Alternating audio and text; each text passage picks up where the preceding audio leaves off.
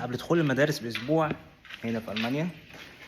فالاطفال اللي هم في المرحله الابتدائيه بيبقى عندهم ميعاد، بياخدوا ميعاد في اليوم عشان يودوا الكتب بتاعتهم يحطوها في الاماكن بتاعتهم او في الدرج او الدكه بتاعتهم. ف مش عارف دي بقى 20 كيلو ولا كام، دي كلها كتب هنروح نوديها دلوقتي واخدكم معايا. هم عاملين الميعاد من الساعه 10 للساعه 12. نروح نودي الحاجات ونشوف ايه الجديد، لو عندهم اي حاجه جديده عايزين يقولوا عليها بخصوص السنه الدراسيه الجديده يعني. الساعه دلوقتي 11:30. درجات الحراره يعني المفروض هتوصل النهارده لغايه 36 حاجه زي كده، بس دلوقتي الواحد مش طايق نفسه يعني، ولسه اليوم ما بدأش يعتبر.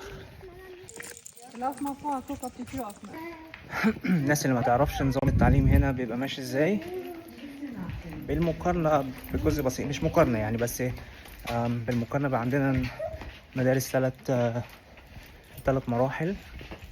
في مرحلة ابتدائية، مرحلة اعدادية، المرحلة الثانوية جميع أنواعها. هنا المرحلة الابتدائية، بعد كده المرحلة الثانوية على طول.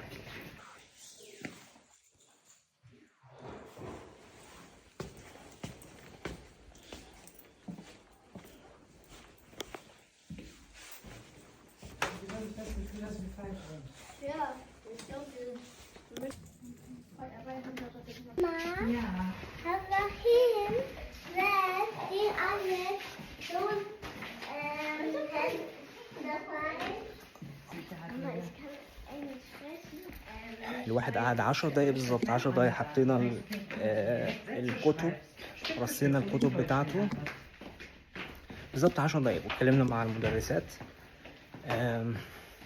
يعني كمية عرق وصهد ودرجات الحرارة عالية جدا لا تتخيلها يعني.